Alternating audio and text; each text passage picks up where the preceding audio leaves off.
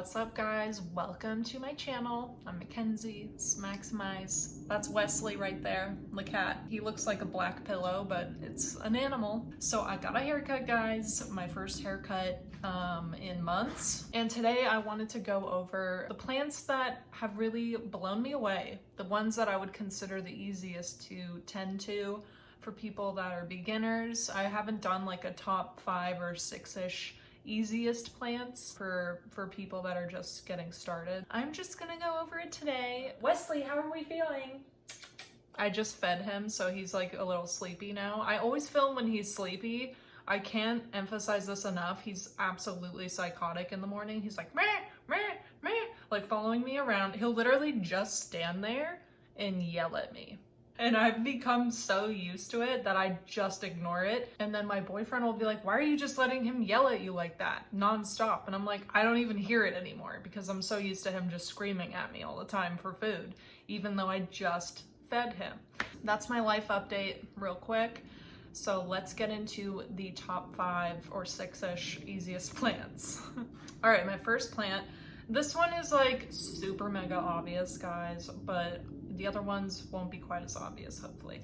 But the pothos, like this plant will not die. No matter what I do, this plant just keeps on keeping on. Like you see it right there up in my, it's hard to point when you're not. How do I point? There, right there. That's one of my pothos. They literally survive anywhere in my house. They'll survive like in the darkest corner of my house and with no problems. Like I'll forget to water them for like a couple weeks. They're fine. You know, they might look a little wilted, but they'll bounce back stronger than ever, reproducing leaves and everything. So I highly recommend pothos, especially if you're a beginner or if you have like kind of a darker bathroom with a small little window. It needs some light, like don't give it 0, like don't put it in a closet or something, but it's just undefeatable. Like I don't get it. I have too much pothos, so I've been like kind of consolidating all my pothos into pots together, and it's just insane. I don't get. So anyway, pothos is definitely one of the easiest plants ever. You can find it pretty much anywhere, and they're not expensive. They're easy to care for. Great starter plant, but they are toxic to pets and children, so don't let them chew on them, because Wesley went through a phase where he was chewing on my pothos, but now they're all hanging, so he can't get to them.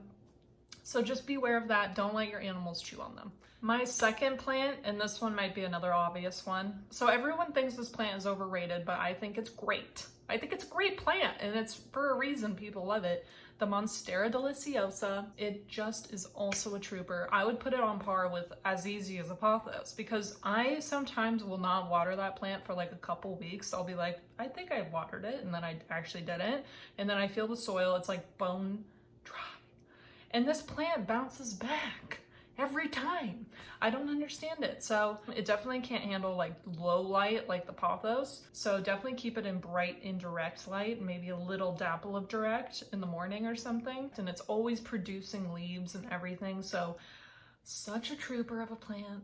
Love it so much. Mine is still like an infant baby Monstera, but once you get them like real big, they're just beautiful and crazy and like very jungle vibes going on.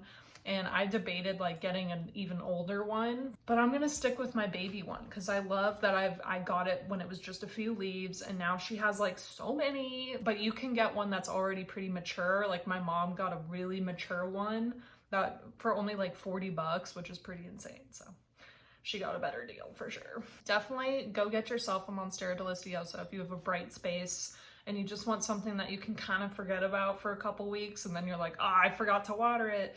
And it's the perfect plant for that, if that's who you are. My third easiest plant, guys, is my Transcantia plant.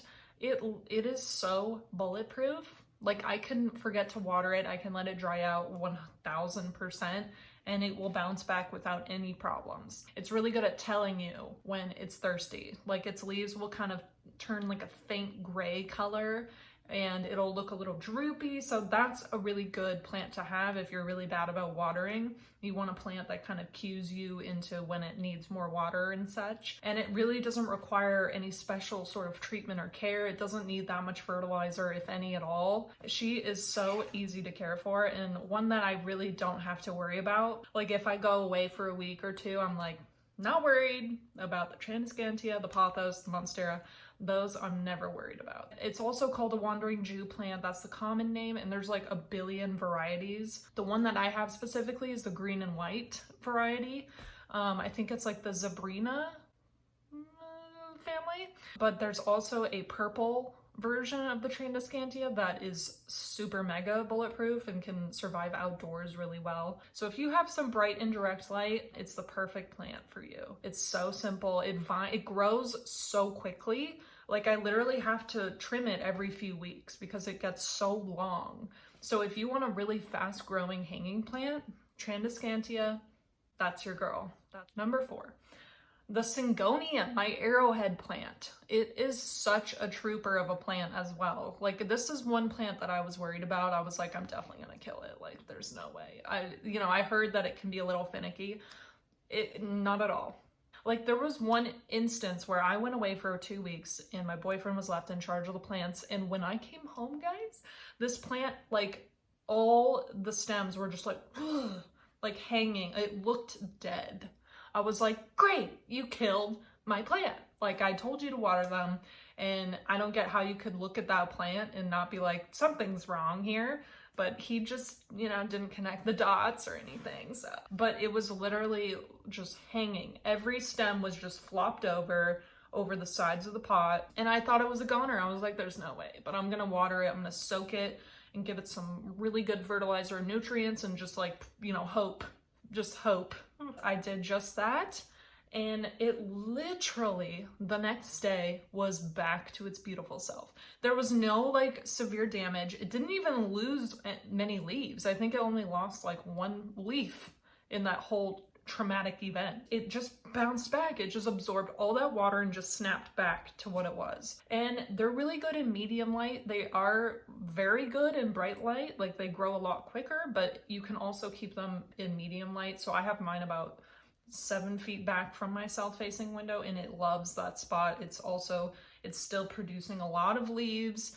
Super easy care. I really only water it maybe every week or 2, but you do want to keep them in slightly denser soil because they do like a little bit more moisture than like the pothos and monstera. Such a gorgeous plant. It really adds that greenery to your space, and it's such a unique leaf shape. All right, so my last plants, it's kind of like a duo situation because they're kind of related to one another. My Dracaena and my corn plant, so they're kind of related. They're in that Dracaena family, and they are just so tough. Like, I don't understand it. Like, they can go weeks without water. They can be in the darkest corner of your house and they will still survive. They still produce new leaves. They grow a lot slower when you put them in low light, but they will survive there. If you just need a real plant that you just need that little something in that dark corner, they're great there. So my one Dracaena is I think it's called a compacta, Dracaena compacta. So that's the dark green leaves really bunched together, and you can buy them with those really long stems with that like that little poof at the top. But mine is really short. It doesn't have a stem or anything, but they usually do have a very long stem, and you can buy like a few of those in one pot and they look fabulous. So I highly recommend getting a Dracaena or a corn plant. That is literally, they're so easy to care for. It's ridiculous. So that's a great first plant to get as well. Water them every week or 2, probably, and if they're in lower light, every 2 or 3 weeks even. You can just push it to the limit. But make sure like all these plants are toxic to pets, so just keep that in mind. Don't let them chew on them because they will barf everywhere. All right, so those are my top 5, 6-ish easiest houseplants that you can possibly get. Highly recommend them if you're a beginner and you're like, where do I even begin? Like, what's a good starter plant? Because you don't want to jump in and kill your first plant. You know, you want to feel encouraged when you hop into the houseplant world, because it's a whole world, guys. It's a big world. Let's have your first plants be a success, because then that'll motivate you. You'll get to know different kinds of plants, different shapes, colors, everything. It's so good for your mental health to just tend to something that isn't necessarily a cat screaming at you or a person complaining at you. You know, plants can just be very calming. Just looking at greenery in general is so good for the human mind. And I know that sounds cheesy, but it's true. It's fact. I hope you guys enjoyed this video. Thank you so much for watching. I hope you go get a plant today. If it's your first plant, do it, because quarantine is the time. You're home. Now is the time, guys, to jump in, because you will be home and you will be obsessed with your plant because you will have nothing else to look at. Thank you guys for watching. Please subscribe if you haven't. Please like, please comment, and please turn on notifications for my videos so you know when I post. That's always a good little feature. And I'll see you guys in the next one. Bye.